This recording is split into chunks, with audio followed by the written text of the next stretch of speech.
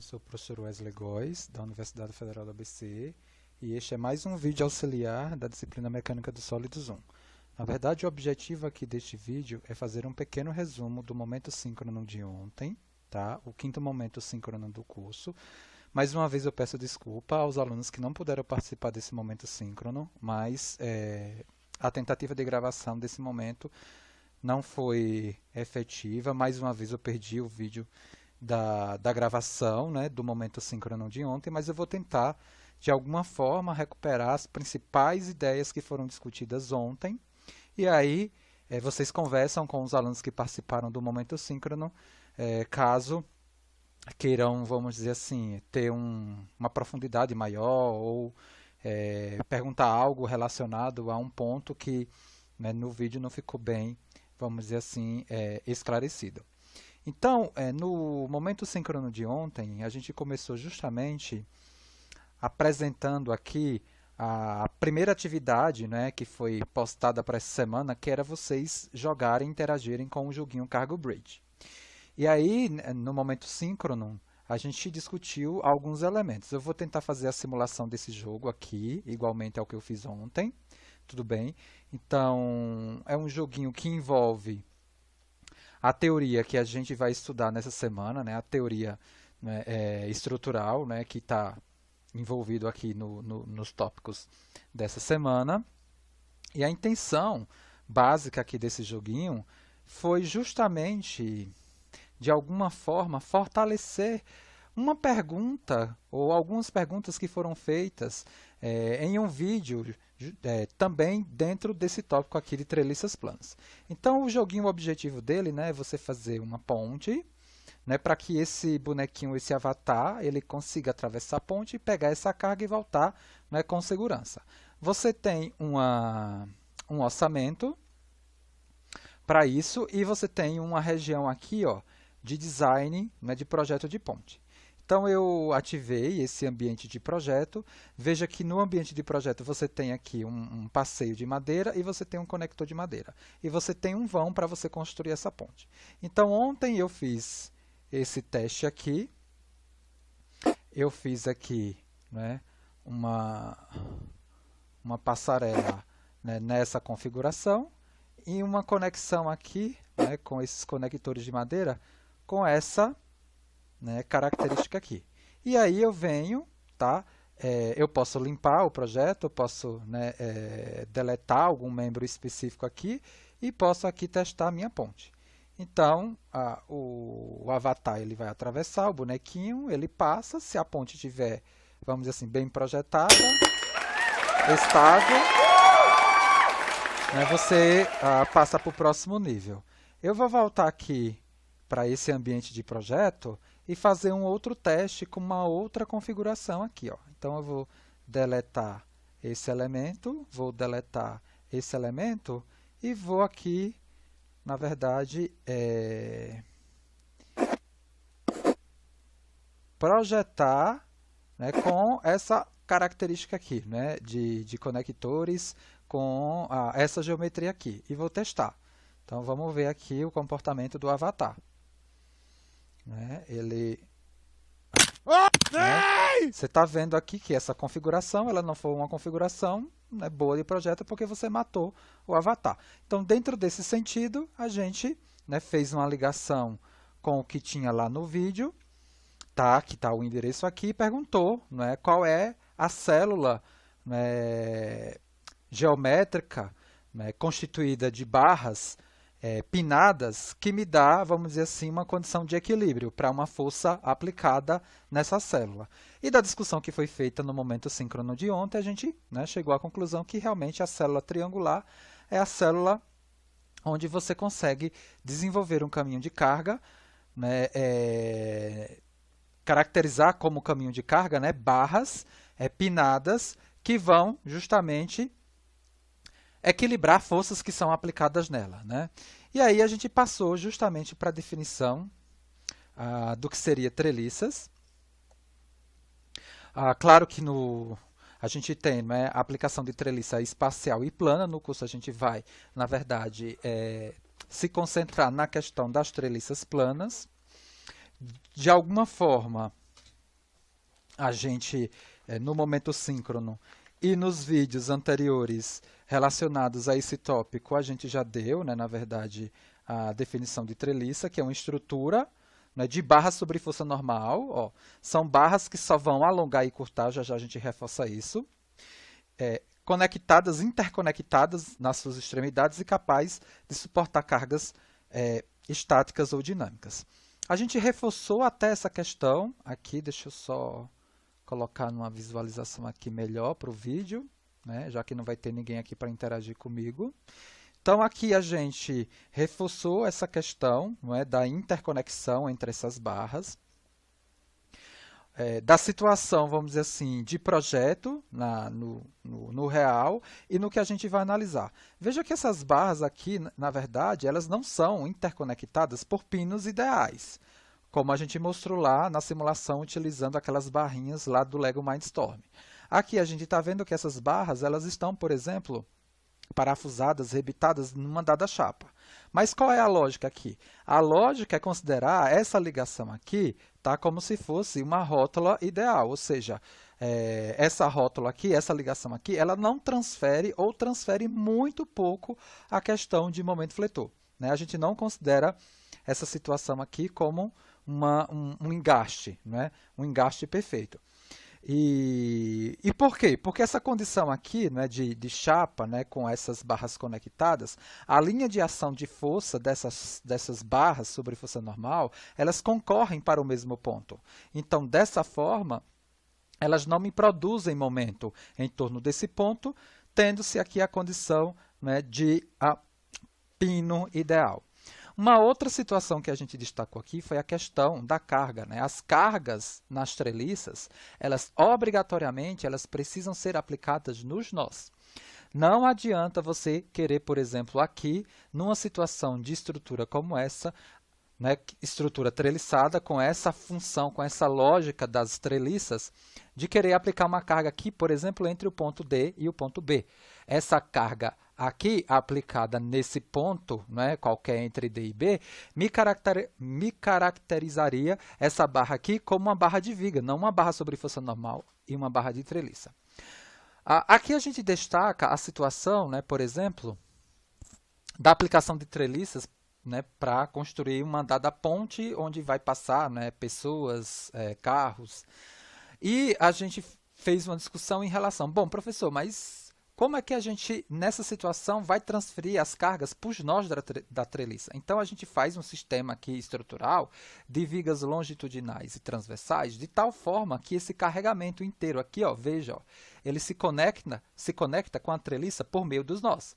Então, o carregamento aqui distribuído, que me representa, né, o movimento dos carros, o movimento das pessoas, o peso próprio da estrutura, ele vai ser transferido aqui nodalmente. Tudo bem? Então, essa é uma outra hipótese. A hipótese do carregamento sempre aplicado no nó. Fizemos até uma discussão relacionada a um questionamento de uma aluna, né? Ah, professor, eu olhei lá aquele vídeo do arco e vi que quando o carregamento está fora do plano do arco, né, a gente tem, né, a ruptura do arco.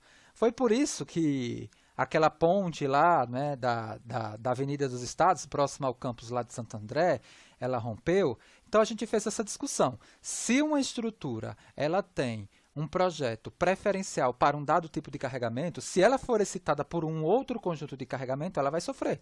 Inclusive, aquela situação, né, da carga da água batendo na ponte naquela direção, né, perpendicular ao plano da ponte, porque aquele carregamento ali, ele não foi, né, aquela ponte não foi projetada, né, mas como aquela Avenida dos Estados alaga, né, pra cacete todo ano, né, deveria se pensar nesse tipo de carregamento agindo naquele tipo de estrutura. Um outro exemplo que eu dei foi a questão lá daquela ciclovia no Rio de Janeiro, que alguns anos atrás, né, ela também falhou por conta do impacto da onda de baixo para cima naquela ciclovia, né, possivelmente, né, esse tipo de carregamento não foi levado em consideração no projeto daquela estrutura. Então, aqui, nas treliças, a gente não pode considerar, por exemplo, um monte de gente se pendurando aqui, não é? No meio das barras aqui, porque isso vai me provocar um carregamento aqui para a qual essas barras não foram projetadas. Eu citei o exemplo do metrô, né? Ah, professor, eu fui lá, né, no metrô, né, e vejo que o telhado é composto de treliças espaciais. Será que se uma pessoa se pendurar ali, né, a gente vai ter problema? Não, uma pessoa não, né? Porque essa estrutura ela vai ter uma rigidez aí. Pequena, mas vai ter, em relação à flexão da barra. Mas se, por exemplo, né, todo mundo ali no horário de pico, na SES, resolve se pendurar no telhado, não é uma boa, não é uma boa condição ali de carregamento, porque aquela estrutura não foi projetada para aquilo. Nesse sentido, né, a gente definiu, né, que o elemento de barra de treliça é um elemento de duas forças e barra sobre força normal, né, ou seja, a barra ela só vai estar alongada ou tracionada. Eu reforcei que para a gente aplicar uma das metodologias que foram desenvolvidas ontem, a gente vai utilizar muito o diagrama de corpo livre e o princípio da ação e reação. A gente viu que, pelo método dos nós, a gente tem que colocar o efeito da barra no nó, ter muito cuidado em querer praticar o método dos nós simplesmente olhando a própria figura, né? O próprio problema e desenhando, né, as coisas em cima da figura. Não foi isso, né, que eu discuti ontem, né, no momento síncrono. Vamos fazer um passeio rapidinho aqui pelos exercícios que a gente apresentou ontem. E apresentamos outros tipos de treliça, né? Porque a treliça básica, né, que é a treliça simples, é esse tipo de treliça onde, por meio de uma base rígida, você constrói um triângulo, né, que é a configuração geométrica estável, e vai adicionando, né, mais nós e gerando mais triângulos. Né? Esse tipo de composição de sistema treliçado, né, é definido como treliça simples. E aí a gente passou aqui para os exercícios, tá? Então a gente fez dois exercícios aqui, tá? Deixa eu colocar aqui, né, visualizar modo tela cheia, vamos colocar aqui modo tela cheia. Então a gente fez, né, dois exercícios. Esse primeiro aqui, né, uma treliça de 5 barras. A gente começou discutindo essa questão, né, da treliça ser isostática ou hiperestática, né, no sentido da gente poder resolver por equilíbrio. A gente só consegue resolver por equilíbrio se a estrutura ela for isostática. A gente aqui apresentou essa lei de recorrência, né, que é como obter, né, para a treliça simples, né, como obter o número de barras em função do número de nós. Veja, essa treliça eu tenho 1, 2, 3, 4 nós, então 2 vezes 4, 8, menos 3, 5, ou seja, eu tenho 5 barras, é essa lei de recorrência. E para enxergar, eu posso também utilizar uma outra lei muito similar a essa para fazer comparação de incógnitas que eu tenho com equações de equilíbrio associadas a cada nó. A gente colocou aqui, ó, que em cada nó eu vou, já que cada nó eu vou ter um conjunto de forças concorrentes, né, eu tenho em cada nó duas equações de equilíbrio, e nesse caso daqui eu vou poder aplicar 10 equações, né, porque eu tenho 5 nós, são 4 nós, eu vou poder aplicar 8 equações. E a gente tem, na verdade, quantas incógnitas? A gente tem 5 barras, que são 5 esforços internos que eu preciso calcular, mais as 3 reações aqui, 2 desse apoio e 1 desse apoio. A gente segue a lógica do que a gente trabalhou, não é, no momento síncrono anterior, que é justamente colocar aqui os sentidos que eu quiser para as reações. A conta vai me mostrar se está certa ou não. Tá? E aí a gente fez essa conta, né? 5 mais 3 são 8 incógnitas e 2 vezes 4, né, nós, ou seja, 2 vezes 4 me dão 8 equações, ou seja, eu tenho 8 equações para 8 incógnitas, então minha estrutura é isostática. Então, começamos a determinar a treliça calculando as reações de apoio, aplicando o somatório das forças em x0, então, na verdade, RXC0, está aqui, ou RCX, né? Aqui eu escrevi RXC, tá, tudo bem. RXC igual a 0. Somatório das forças em Y0, então RYC, né, mais RYD menos 2 igual a 0. RYC mais RYD menos 2 igual a 0. Então eu tenho aqui, né, RCY mais RDY igual a 4. E o somatório dos momentos em D, a gente escolheu esse ponto aqui para calcular a equação de equilíbrio do momento igual a 0.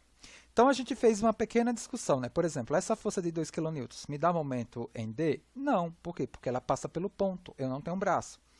Essa força aqui de 2 kN, ela me dá momento em D? Me dá. É só aplicar a regra da mão direita. Ó. Palma da mão voltada para D, dedos no sentido do vetor. Você vai ver que a tendência de giro aqui é uma tendência horário, o momento é negativo. Essa força reativa RCY me dá um momento em torno de D? Me dá, porque ela tem um braço aqui, ó, palma da mão voltada para o ponto de análise, que é o D, dedos para cima, né? Eu sei que também esse momento é negativo, porque a tendência de giro, pois a tendência de giro é horário. O R XC, ele é zero, também ele não me daria momento, porque ele passa por D. E aqui o braço dessa força ele vale 3, e o braço dessa força ele vale também 3. Então, menos RCY vezes 3, menos 2 vezes 3, me dando um RCY de menos 2. Veja, então, o que é que significa esse menos 2? Esse menos 2 aqui significa que o sentido que eu adotei para o RCY é o contrário. Mas a gente não pode mudar, né, vamos dizer assim, o sinal sem antes terminar o meu sistema de equação. Veja que eu coloquei aqui, ó, que, na verdade, esse RCY é 2 para baixo. Mas, para eu calcular aqui o RDY, eu preciso levar a situação que foi posta inicialmente no equilíbrio. Eu só posso mudar os sentidos e sinal depois que eu fechar o sistema de equação. Então, eu venho com menos 2 aqui, substituo nessa equação e encontro o encontro o RDY valendo 6. Ou seja, o RDY aqui, ele tem o sentido inicialmente adotado. Então, na verdade, como reação de apoio real na minha estrutura, eu tenho 2 para baixo e 6 para cima. Tá? E aí a gente começou aplicando o método dos nós para determinar as forças internas, as forças normais em cada uma das barras da minha treliça. Qual é a lógica? A lógica é sempre começar por um nó que tenha, no máximo, 2 incógnitas. Nesse problema daqui, eu poderia começar pelo nó B ou pelo nó C. Por quê? Porque eu tenho a reação de apoio, eu não sei quanto vale a força FCA, nem quanto vale a força interna FCD. Então, 2 incógnitas, 2 equações de equilíbrio no nó, eu consigo calcular justamente essas incógnitas FCA e FCD. Tudo bem? Eu poderia começar também pelo nó B, não poderia começar pelo nó D e nem pelo nó A, porque eu tenho 3 incógnitas, só 2 equações de equilíbrio, eu não consigo resolver. Então, no nó C, eu separo o nó C, defino um sistema de coordenada nele e coloco o efeito das barras no nó e o efeito, na verdade, da reação de apoio, se tiver, né, no nó. Nesse caso, eu tenho uma força de cima para baixo, reativa, né? Tá aqui, ó. E o efeito das forças internas, como eu não sei que tipo de esforço que é, eu posso assumir o que eu quiser. E a conta vai me dizer se é verdade ou não. Aqui eu assumi que ambas seriam de tração. Veja, se a barra está tracionada, ela puxa, né? Ela estica a barra. E para eu recuperar a questão da estrutura barra-nó, ou seja, quando eu vejo essa estrutura daqui, eu não vejo a força interna, porque a barra está grudada no nó. Né? A força interna está aqui dentro. Agora, quando eu separo o sistema barra do sistema nó, como a estrutura está em equilíbrio, para isso está em equilíbrio e para isso está em equilíbrio, eu preciso aqui evidenciar as forças internas e aqui eu preciso evidenciar o efeito, né, da barra da força interna no nó. Senão, eu não consigo equilibrar. Veja, se eu colocasse somente os 2 kN aqui, esse nó ia descer. E não é isso que acontece, porque o sistema está equilibrado. Para eu atender o princípio da ação e reação, se a barra está tracionada, veja, a força de tração ela tem que puxar o nó, porque quando eu juntar essa com essa, eu mato. Eu atendo o princípio da ação e reação. Tá? E se a barra estiver comprimida, o que a barra faz no nó, ela empurra o nó. Tá? Tudo bem? É isso daí. Então, aqui no caso, como as forças elas estão puxando o nó C, eu assumi que ambas estão tracionadas. Veja, se eu, né, eu coloquei aqui agora essas forças com a direção, projetei ela em X, por exemplo, essa FCA, projetei ela em Y. Quando eu compor o equilíbrio, Se a conta me der, no final, FCA e FCD positiva, significa que o que eu assumi está correto. Se me der negativa, eu tenho que, na verdade, trocar aquilo que eu assumi. Eu destaquei muito isso ontem. Cuidado, vocês não podem confundir, né, o sinal menos aqui da conta com a convenção de sinal compressão ou mais com a convenção de sinal de tração. Reforço isso aqui mais uma vez. Então, eu apliquei somatória das forças em x0, está aqui a equação. Somatória das forças em y, me deu FCA aqui valendo 5,20, eu volto aqui nessa expressão e encontro um FCD de menos 4,78. O que significa esse menos 4,78? Significa que eu tenho que trocar o que eu assumi aqui. Se eu assumir que ela é tração, ela vira compressão, né? Se eu tivesse assumido que isso daqui, né, seria uma barra, né, comprimida, esse FCD teria me dado positivo. Veja que o positivo não tem nada a ver com tração. O positivo ou negativo do sistema de equação de cada nó está ligado para confirmar o que você assumiu ou não, tá? Então, eu fiz uma tabelazinha aqui, coloquei o valor da força e o tipo de esforço. Nem coloquei sinal, eu coloquei compressão e tração. Né? Fui para o nó A agora, por quê? Porque o nó A, se eu já tenho essa barra, eu só falto determinar essa e essa, né? Tá aqui o nó A. Agora, a observação que fica é que o efeito da barra aqui, ó, CA, ela precisa ser obrigatoriamente colocada aqui. Não dá aqui para eu assumir um CA, né, por exemplo, de compressão. Não dá. Eu já sei que CA é tração. E se CA é tração, veja o que é que ela faz. Ela puxa o nó. Essa figura aqui está com esse desenho em cima, porque eu lembro também de ter comentado, cuidado que tem aluno que pega e tenta resolver o problema de treliça, não fazendo os diagramas de corpo livre, desenhando os esforços, aqui as forças nos nós, e essa situação leva você a uma má interpretação. Veja, essa barra CA, ela está tracionada. O que é que acontece nela? É isso daqui, ó, tração. Só que ela faz o que no nó? Ela puxa. Se você desenha isso em cima, isso aqui está te dando a entender que a barra está o quê? Comprimida. Mas cuidado, isso daqui não é diagrama de corpo livre. Eu não ensinei isso. Tá? Isso daqui você está inventando. Desenho em cima aqui da figura não é diagrama de corpo livre. Quando você desenha um diagrama de corpo livre, você tira a estrutura, não é, da condição original equilibrada e coloca o efeito do restante na estrutura nela. Isso é diagrama de corpo livre. Muito cuidado. Então, aqui eu coloco, né, a força CA, que ela vale 5,20, é tração. Eu vou assumir que a FDA, por exemplo, é compressão, e vou assumir que a FAB é tração. Veja, apliquei aqui, né, se é compressão, ela empurra, se é tração, ela puxa. Né, e coloquei o efeito da carga de 2 kN externa, né, aplicando nela. Somatório das forças em X, encontrei um FAB positivo, levo esse positivo, né, para a condição anterior, não, ela não entra, né, aqui porque ela só está na horizontal. Aplico o somatório das forças em y igual a 0 e encontro um FDA positivo. Isso significa o quê? Que tudo o que eu assumi é verdadeiro. Então, FDA, compressão, e FAB, tração. Por fim, a gente isolou o nó B, levamos aqui o efeito, né, dessa barra de 4,8 AB, tração puxando o nó, colocamos a carga externa de 2 kN e assumimos que FBD é compressão e aqui está a direção que é facilmente obtida lá da minha geometria da figura, tanto aqui, quanto aqui, quanto aqui. Tá? Tudo isso é obtido por meio de trigonometria, aqui de geometria da minha figura. Tá? Então, apliquei novamente, né, o somatório das forças em X, encontrei o FBD de 5,20, e como eu não tenho mais nenhuma barra para descobrir, essa última equação me recupera o equilíbrio. Veja, se eu chegar aqui e não encontrar 0 igual a 0, eu tenho problema. Minha questão está sem lógica. Eu tenho que voltar e ver onde eu errei. O outro exercício que a gente fez foi essa treliça aqui, e o objetivo também foi determinar os esforços nas 6 barras aqui apresentadas. Primeiro, a gente começou com aquela história de saber se a estrutura é isostática ou hiperestática. Para isso, eu preciso é quantificar as incógnitas. Eu tenho 4 externas mais 6 internas, me dando 10 incógnitas.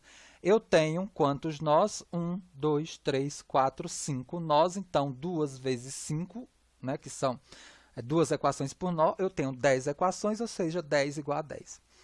Então, eu consigo resolver esse problema. Cuidado que eu falei, se eu tivesse uma barrazinha aqui, ó, essa treliça agora, ela já não seria possível de ser resolvida, né, externamente, né, apesar de a gente conseguir resolvê-la internamente.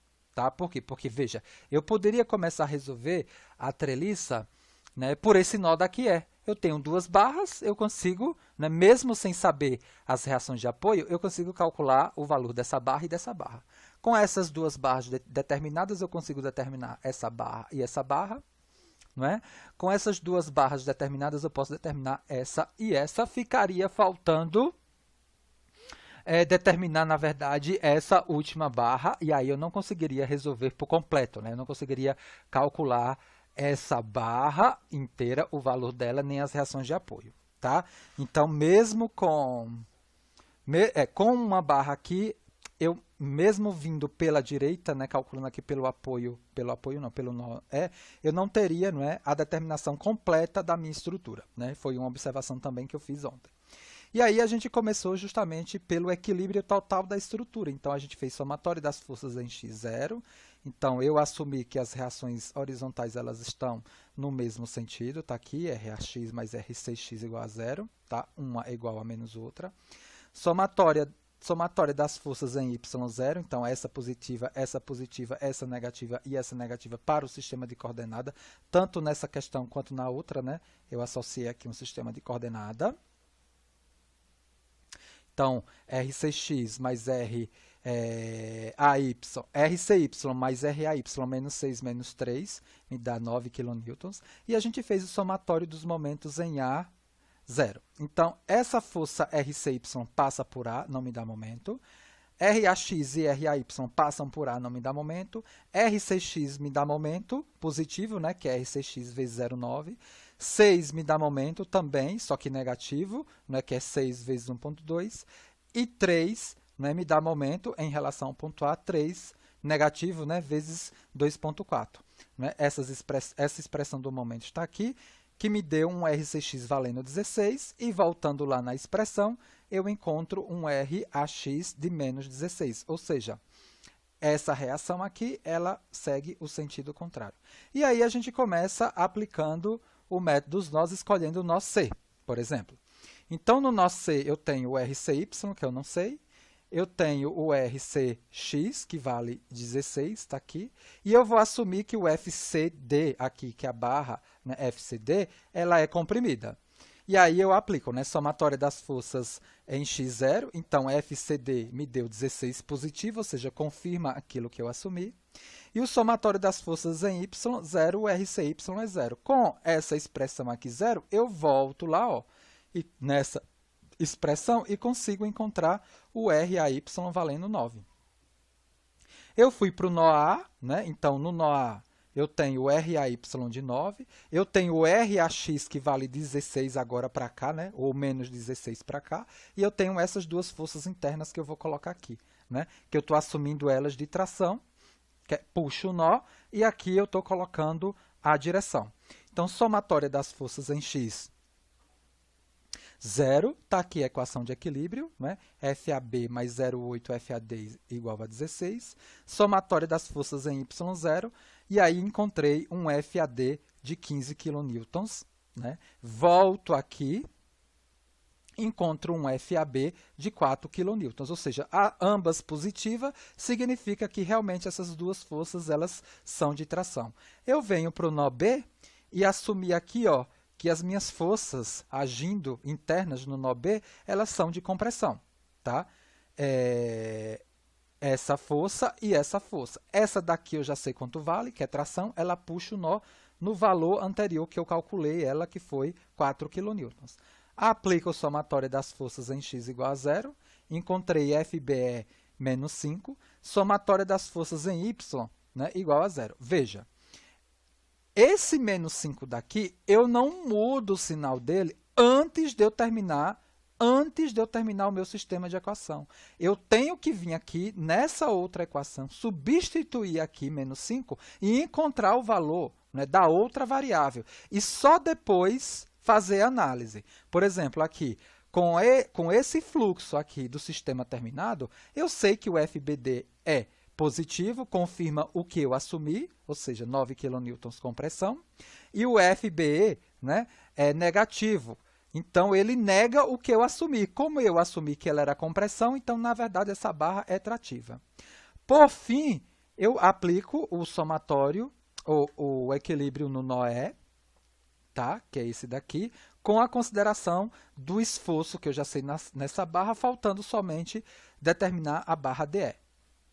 Então, tá aqui, eu assumi que a barra DE é tração, essa força aqui que age, né, que a barra é BE, que foi essa daqui, é tração, então ela puxa um nó, e eu tenho aqui 3 kN de cima para baixo. Então, quando eu apliquei somatório das forças em x0, eu encontrei um FDE negativo, então, na verdade, essa barra aqui é comprimida, né? Eu não coloquei aqui, e quando eu aplico o somatório das forças em y, eu encontro o meu equilíbrio, ou seja, o UFA aqui foi porque, se a gente encontra um equilíbrio, não é 0 igual a 0 nessa última expressão, é porque a questão ela está coerente, ela está correta, tá?